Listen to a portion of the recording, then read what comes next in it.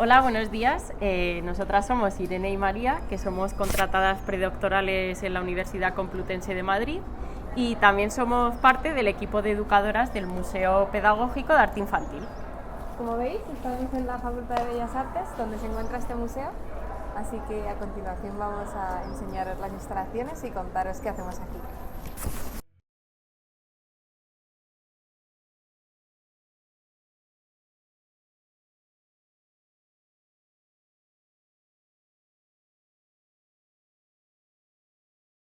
Vale, pues el Museo Pedagógico de Arte Infantil es un museo que abrió sus puertas en 1981 gracias a Manuel Sánchez Méndez y bueno, fue pionero en la investigación entre el arte infantil y adolescente.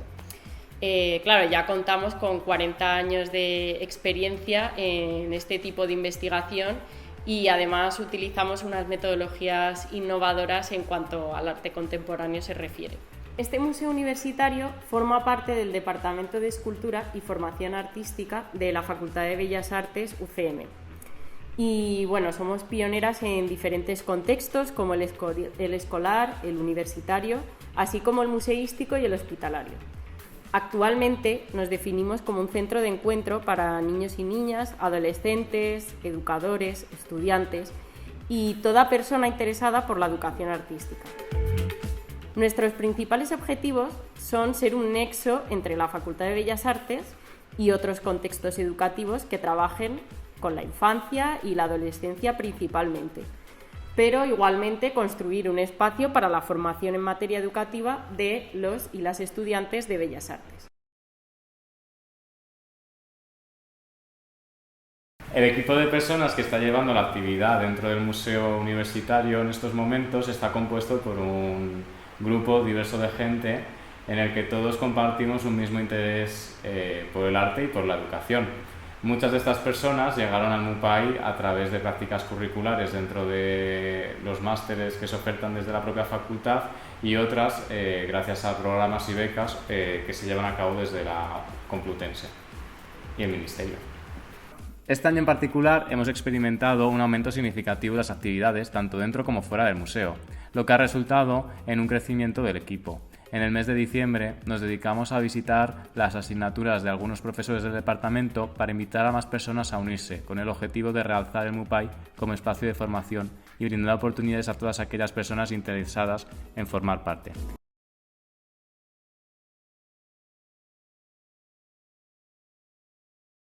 Bueno, a continuación vamos a presentar los diferentes proyectos que desarrollamos desde el equipo de educadoras del MUPAI. Que bueno, estos proyectos están dirigidos a diferentes públicos, hay algunos que llevamos repitiéndolos durante varios años y otros que surgen de manera más esporádica, pues colaborando con algún tipo de institución o otro equipo de investigación, y otros que vamos pues de alguna forma repitiendo año tras año.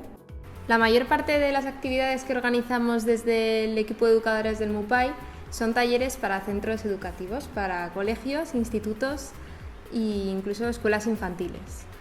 Algunos de estos talleres se realizan en los propios centros educativos, pero en la mayoría de ellos lo que hacen los grupos es que visitan nuestro espacio en la facultad y así también aprovechamos para hacer un recorrido por la facultad en el que pueden ver las aulas, conocer a otros profesores, investigar sobre diferentes materiales.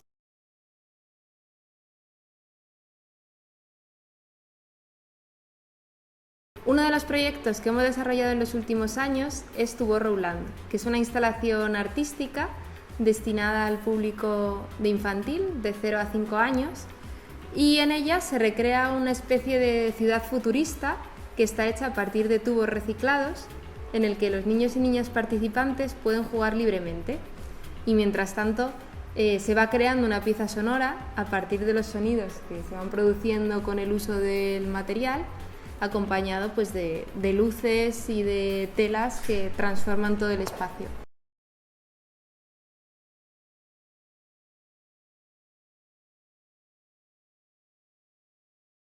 También tenemos el proyecto del arte de los continentes, que es un proyecto destinado para educación infantil y también educación primaria. Este proyecto pretende acercar las manifestaciones artísticas propias de otros continentes a la infancia y a la adolescencia, a través de talleres de experimentación creativa y plástica. Además, las propuestas giran en torno a la obra de un artista contemporáneo no europeo, y de esta manera pues, se puede ampliar la selección de artistas con las que habitualmente se trabaja en los centros educativos.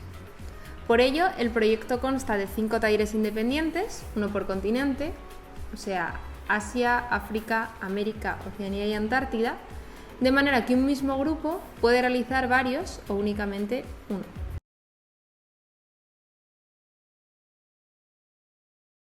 También tenemos otro bloque de talleres dirigido al público de educación secundaria, tanto ESO como bachillerato. Y todos estos talleres están dirigidos a realizar un recorrido por prácticas artísticas contemporáneas. De hecho, tenemos un taller destinado a la comunicación en Internet y la creación de memes, otro destinado al arte de acción y la performance, y luego otro que se plantea como una introducción al arte contemporáneo de manera más general. Estos talleres buscan un poco la combinación entre teoría y práctica, de manera que estas explicaciones y la aportación de referentes por nuestra parte se alternan con propuestas que fomentan la implicación y la participación activa de los alumnos.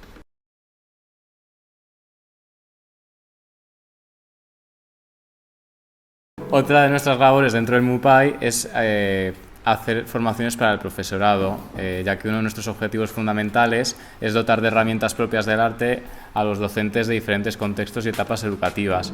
Por ello desarrollamos formaciones tanto a estudiantes de grado de educación infantil o primaria, así como a docentes que ya están trabajando en activo. Otras actividades que ofertamos dentro del MUPAI son campamentos vacaciones de colores. Unos campamentos urbanos de verano que ofertamos entre el mes de julio y a veces agosto, en los cuales la Facultad de Bellas Artes se convierte en ese lugar en el que los niños invaden las aulas para estar creando y explorando a través de diferentes temáticas pues, las prácticas artísticas que se han dado a lo largo de la historia. Este año fue muy divertido precisamente por eso, porque el espacio del MUPAI, ¿no? Dentro del contexto de los museos, cada semana se centraba en ser un tipo de museo distinto en el que los niños y niñas pues decidían un poco de qué manera ejercer las labores de cuidado, de exposición, difusión, ¿no? del museo que ellos mismos creaban con sus obras y con su propia participación dentro de él como agentes activos.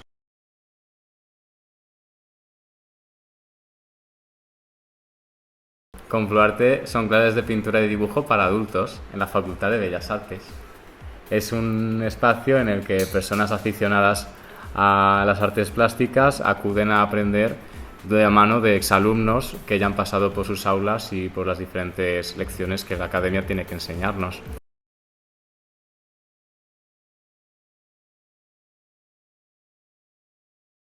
Por otro lado, para potenciar los proyectos con y para la comunidad universitaria de la Facultad de Bellas Artes, pues a lo largo de la historia se han desarrollado algunos de los proyectos que tenían como objetivo principal crear un grupo de apoyo y trabajo formado por estos estudiantes de la facultad. Y también se han realizado algunos proyectos en colaboración con otros departamentos, como por ejemplo el de conservación y restauración, en el que pues, en 2 ediciones, entre los meses de enero y mayo de 2023 y 2024, pues han restaurado y conservado un lote de obras del Museo Pedagógico de Arte Infantil.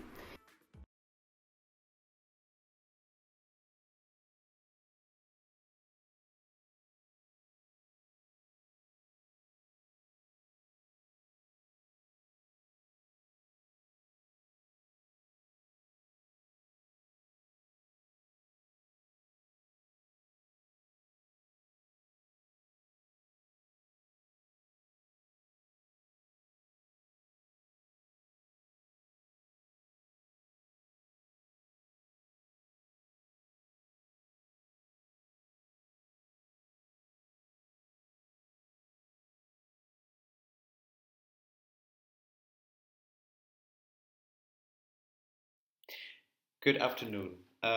Firstly, I would like to thank you for the opportunity to speak here at Youth Voices and to present my personal research interests and current research activities. I would like to start by introducing myself as a person. My name is Hendrik Renneberg, and this year I completed my master's degree in mathematics, arts, and education at the University of Cologne. I'm now starting to work on my dissertation, for which Thorsten Meyer from the University of Cologne and Rolf Laven, who is also here today, are my supervisors. During my art studies, I focused on performance, queerness, pinkwashing, and identity formation. And in my final semester, in particular, I focused on performative forms of learning and explored concepts relating to teaching and performance or performativity. With this burning interest, I began to review further literature in the field of performance and education. Initially, I worked out approaches to current research that examine the relationship between performance, performance art, and performativity, like in relation to teaching in school. So, for example, performativity seems to mean a process in which language, symbolic actions, and physical performance create a social reality. According to Austin, performative speak acts have reality constructing and self-referential characteristics, and according to Derrida, these acts are always repeated in the sense of iteration. Performance, on the other hand, refers to the realization or performance of an event in a performative context, and in this way, production and reception take place simultaneously. Performance art is now a special art form in which artists interact with the audience to stage often kind of interdisciplinary actions or concepts.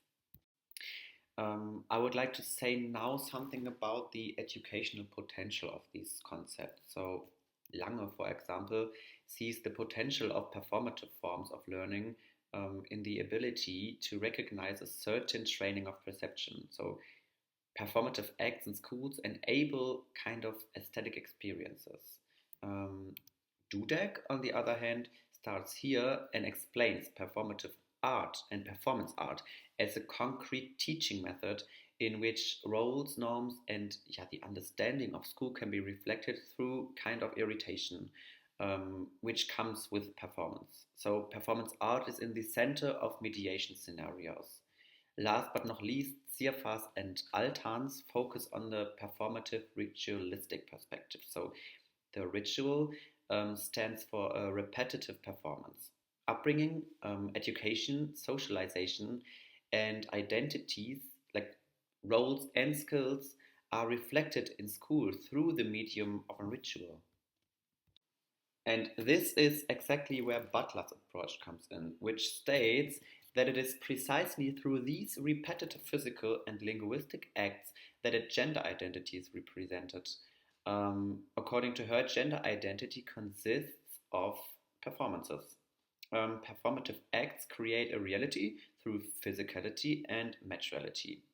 As we know, Butler divides gender into social gender and biological gender. And in the case of social gender, however, she remains within the binary structures of men and women.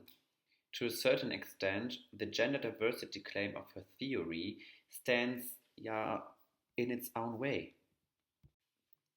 A lecture by Dr. Klenk at the Vienna University of Teacher Education directed my awakened interest towards heteronormativity in the context of queer studies. And in this context, I would like to briefly explain what it is meant by heteronormativity. So, heteronormativity refers to a naturalized norm inscribed in Western societies that is rarely questioned, as well as patterns of thought and perception. And these contribute to the privileging of heterosexual, cisgender, and bisexuality. So, like in context of men and women, the binary system of men and women. And today, the criticizing heteronormativity is an essential part of research in gender and queer studies. The privileging of individual orientations, for example, heterosexuality is viewed critically, and but like all the other inclinations are valued on an equal level. So the last term I would like to talk about is identity. And according to the German lexicon of psychology, identity refers to the way in which people perceive themselves as a result of their biographical development in constant dialogue with their environment. Meanwhile, there are inhomogeneous models of identity development, so like identity, ego, subject, self-image, self-concept, and so on. What is interesting, however, is the intersection that identity development in all approaches is accompanied by a dynamic integration of sensory experiences and aesthetic perceptions into the self image. So, self reflection plays an equally important role. So, like all in all, I realized that there is a large overlap in theory between performance art, in brackets, and identity. I therefore asked myself, like, to what extent performative forms of learning could promote the development of identity and personality of queer people at school. So, where is the potential of performative forms of learning to break patterns of heteronormativity? Another question I ask myself is, can performance create visibility and acceptance for queer people, and in which way is that even possible? And last but not least, how can criticism of heteronormativity be negotiated in these educational contexts? Yeah, in order to approach this field of research, I'm already working on activities that I would like to present now. So, for example, I'm actively participating in the production of an interactive performance to be performed at Museumsquartier in Vienna, more precisely in Dschungel in November. The audience consists of young people aged 14 and over, and the performance theme is hope. Yeah, the work will deal with issues of heteronormativity in a performative sense. I think it will be exciting to see how the young people interact with the performance and what insights this museum theater installation will bring. Yeah, various stations are planned by us as a kind of collective, but also as researchers, and the operation of which will be interrupted by performative interludes, which are interactive, dance breaks, and also a choir.